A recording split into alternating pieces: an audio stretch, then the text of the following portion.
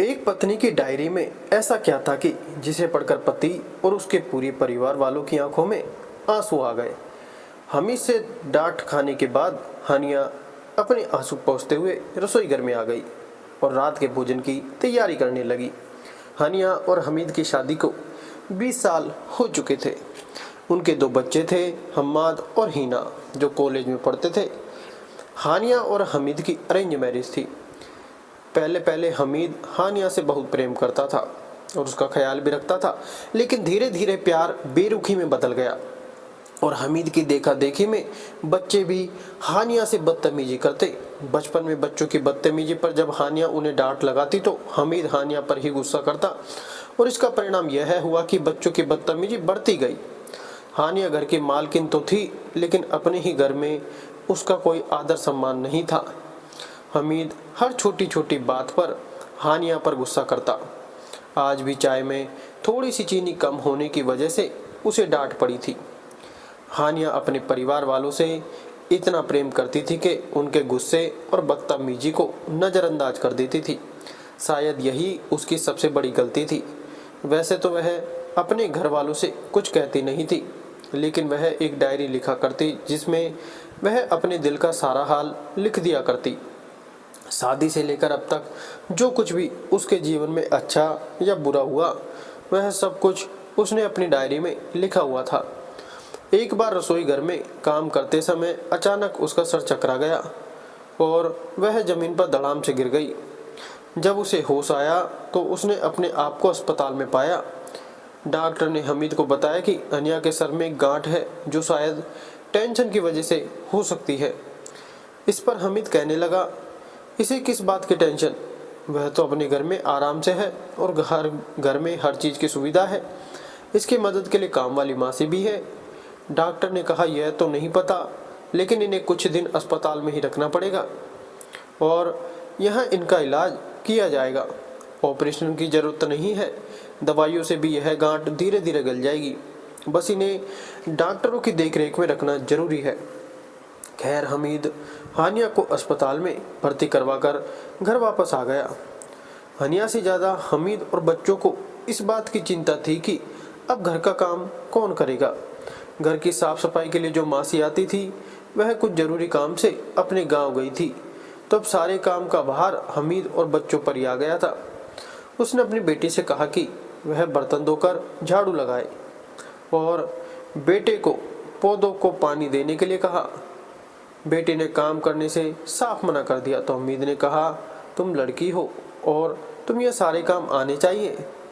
इस पर बेटी ने इतराते हुए कहा, लड़की हूँ तो ज़रूरी नहीं कि यह काम करूँ, यह काम तो भाई भी कर सकते हैं। आप भाई से कहें यह काम करने के लिए, पौधों को पानी मैं दे देती हूँ। जब हमीद ने बेटे से कहा तो बेटे ने भी साफ मना कर दिया और दोनों बच्चे अपने अपने कमरे में चले गए और सारे कामों की जिम्मेदारी अब हमीद पर आ गई। तो हमीद को एहसास हुआ कि बच्चे सच में कितने बदतमीज हो गए हैं। बचपन में अगर बच्चों को डांट लगाई होती तो आज यह दिन ना देखना पड़ता। और साथ ही हमीद सोचने लगा, मैं कितना गलत था। जब हानिया बच्चों को उनकी बदतमीजी पर डांटती तो मैं हनिया को ही डांट लगाता। उस समय हनिया बिल्कुल सही थी। हमीद को अपनी गलती पर पछतावा हो रहा था। हमीद ने बस किसी तरह से अपने घर का काम पूरा किया और उसके बाद ऑफिस के काम में लग गया। दोपहर का खाना तो बाहर से मंगवा लिया था, लेकिन रात का खाना उसे ही बनाना था। हमीद ने कभी भी घर के कामों में हनिया की मदद नहीं की थी, इसलिए घर का काम करने में उसे बहुत परेशानी हो रही थी। खाना भी वह हनिया की तरह नहीं बना सकता था। जो स्वाद, जो लज्जत हानिया के खाने में थी, वह उसके खाने में बिल्कुल नहीं थी। एक गृहिणी के हाथ से बने खाने की यही तो खास बात होती है कि गृहिणी बड़े ही चाव से, बड़े ही प्रेम से अपने परिवार वालों के लिए खाना बनाती है और वह प्रेम और चाव उसके खाने के स्वाद में दिखता है। हमीद की कभी रोटी जल जाती तो कभी चावल। सब्जी तो पूरी बेस्वाद थी, आधी पकी हुई आधी कच्ची। अपने हाथ का बना बेस्वाद खाना चखकर हमीद को इस बात का एहसास हो गया कि उसने कभी भी हानिया के हाथ के बने स्वादिष्ट खाने की तारीफ नहीं की। अगले दिन हमीद ने किसी तरह से बच्चों से मिन्नतें करके उन्हें घर की साफ सफाई के लिए मना लिया। वह तीनों मिलकर जब हमीद के कमरे की सफाई कर रहे थे तो हमीद को अपने कमरे में रखे छोटे से मेज पर हनिया की लिखी हुई डायरी मिली। हनिया ने डायरी खोलकर पढ़ना शुरू किया। हानिया ने लिखा था, हमीद से शादी करके मुझे ज़िंदगी की सारी खुशियाँ मिल गई। हमारी भले ही अरेंज मैरिज हो लेकिन वह मुझसे बहुत प्रेम करते हैं, मेरा बहुत ख्याल रखते हैं। आज हमारी फैमिली पूरी हो गई। आज हमें मालिक से बेटा और बेटी दोनों का आशीर्वाद मिला। हमारे दोनों बच्चे हमारी आंखों के तारे हैं। आज मैं बहुत खुश हूँ। हमीद को ऑफिस में प्रमोशन मिला है। मैं मालिक से यही प्रार्थना करती हूँ कि मेरे पति ऐसी ही सफलता की ओर बढ़ते रहें। कुछ दिनों से हमीद का व्यवहार बदला बदला सा लग रहा है। अब वह मुझसे प्रेम से बात ही नहीं करते, हर बात पर मुझ पर गुस्सा करते रहते हैं। बहुत बेरुखी से बात कर रहे हैं। पता नहीं क्या हो गया है, शायद ऑफिस में वर्कलोड ज़्यादा है। हमीद जब मुझसे ऐसे बात करते हैं तो मुझे बहुत बुरा लगता है, मेरा दिल बहुत दुखता है, लेकिन मैं उनसे क्या कहूँ। मुझे उम्मीद है धीरे धीरे सब ठीक हो जाएगा, सब पहले जैसा हो जाएगा। आज हमारी शादी को 15 साल पूरे हो गए हैं, लेकिन हमीद को यह याद भी नहीं। जैसे जैसे वह सफलता की ओर बढ़ते जा रहे हैं वैसे वैसे हमारे रिश्ते के बीच की दूरियां भी बढ़ती जा रही हैं। मुझे तो याद भी नहीं कि आखिरी बार कब हमने एक साथ चाय पी थी। बच्चों से क्या कहूँ, कैसे समझाऊँ, बहुत बदतमीज हो गए हैं।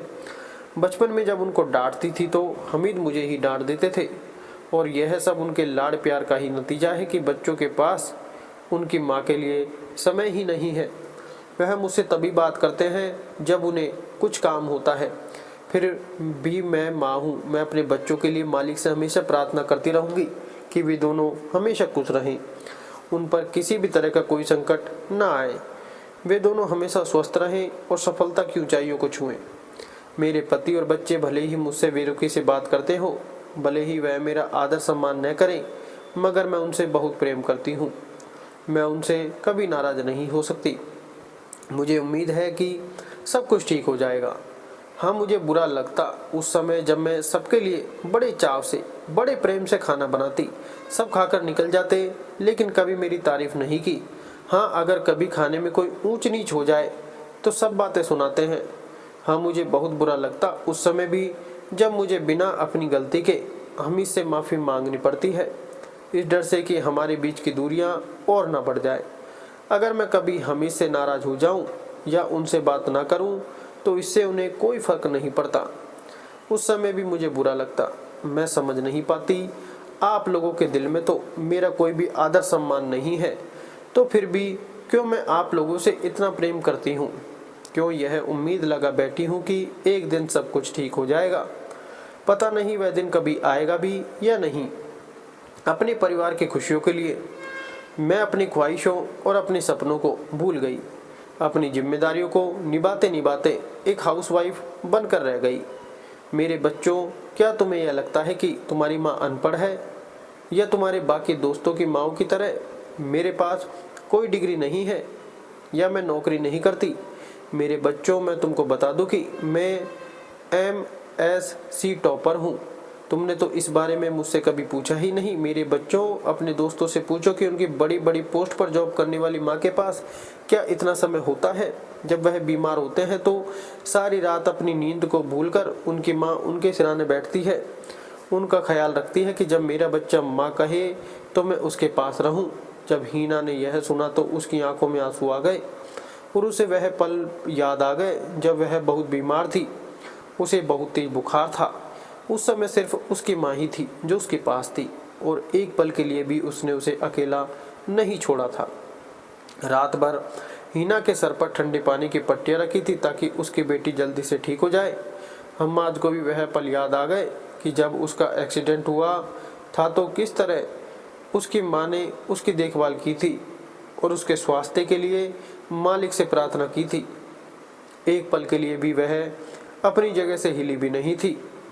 आगे हनिया ने लिखा था, हमीद, मैं हमेशा आपका ऑफिस वर्कलोड कम करने के लिए आपकी मदद करती, लेकिन क्या आपने एक पल के लिए भी सोचा कि आपको भी मेरा होमवर्क लोड कम करने के लिए मेरी मदद करनी चाहिए?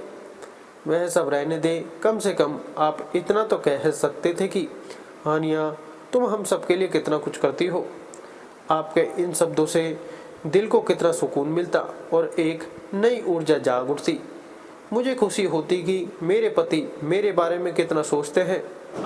मेरे परिवार वालों को मेरे काम की कदर है, मगर आपने इन 20 सालों में कभी ऐसा कुछ नहीं कहा और ना ही कभी मेरे बच्चों ने। हमीद, आपको याद है एक बार आपके कुछ दोस्त हमारे घर खाना खाने आए थे। आपको पता नहीं था, लेकिन उस समय मुझे बहुत तेज बुखार था, बहुत दर्द हो रहा था मेरे सर में, लेकिन आपका दिल रखने के लिए और आपके दोस्तों के सामने आपकी इज्जत रखने के लिए मैंने खाना तैयार किया। वह भी 1-2 नहीं, पूरे 6 पकवान। सबने खाने की खूब तारीफ की सिवाय आपके। मुझे उस समय सिर्फ आपके मुंह से अपनी तारीफ सुनना था, जो ना हो सका। हमीद को हानिया के हाथों से बने खाने की कदर तो अपने हाथ का खाना चखने के बाद हो गई थी, लेकिन जब उसे यह बुखार वाली बात पता चली तो उसे इस बात का एहसास हो गया कि उसने कभी हानिया का ख्याल ही नहीं रखा और वह कितना बेपरवाह हो गया था। आगे हानिया ने अपने बेटे के लिए लिखा, मेरे बेटे, मैं चाहती हूँ कि जब तुम्हारी शादी हो जाए तो तुम अपनी पत्नी को प्रेम के साथ साथ आदर सम्मान भी दो। अगर किसी घर में दौलत की कोई कमी ना हो, लेकिन उस घर में स्त्री की कोई इज्जत ना हो, तो उस सारी दौलत का कोई मोल नहीं। एक औरत कभी पैसों की भूखी नहीं होती, वह भूखी होती है प्रेम, आदर और सम्मान की, और वह उसका हक भी होता है। एक गृहिणी तो यह समझती है कि वह घर की मालकिन है, लेकिन वह तो एक ऐसे मजदूर है कि जो काम तो करती है लेकिन वेतन नहीं लेती। रविवार की छुट्टियां सब बड़े शौक से मनाते हैं, लेकिन एक गृहिणी ही होती है, एक औरत यह होती है कि जिसे उस दिन भी कोई छुट्टी नहीं होती। एक औरत का काम तो उसी समय समाप्त होता है जब वह अपनी जीवन की आखिरी सांस लेती है। इस घर में हर चीज़ की सुविधा है, लेकिन मुझे वह चीज़ नहीं मिली जिसकी मुझे सबसे ज़्यादा ज़रूरत थी। वह चीज़ है थोड़ा सा प्यार, थोड़ा सा आदर सम्मान। हमीद, हम्माद और हीना ने जब यह डायरी पढ़ी तो उनकी आंखें नम हो गई और उन्हें अपनी गलती का एहसास भी हो गया। और उन्हें एहसास हो गया इस बात का कि उन्होंने हनिया को वह इज्जत दी ही नहीं जिसकी वह हकदार थी। आप अगर एक गृहिणी के सामने, एक औरत के सामने दुनिया की सारी दौलत लाकर रख दो, लेकिन अगर आप उसे प्यार और सम्मान नहीं दोगे तो उस सारी दौलत का भी कोई मोल नहीं। हमीद और बच्चों ने यह ठान लिया था कि अब वह अपनी गलती को सुधारेंगे। कुछ दिनों बाद जब हनिया अस्पताल से घर लौटी तो उसके बच्चे उसका स्वागत करने के लिए दौड़ पड़े और इसकी अच्छे से देखभाल की। बच्चे अब हनिया के साथ प्यार और सम्मान से पेश आने लगे और हमीद भी उससे पहले की तरह प्यार से पेश आने लगा और वह उसका ख्याल भी रखने लगा, और साथ ही उसके बच्चे और हमीद घर के कामों में उसकी मदद करने लगे। हनिया यह सब देखकर बहुत खुश हुई, लेकिन उसे समझ नहीं आया कि यह जादू कैसे हो गया।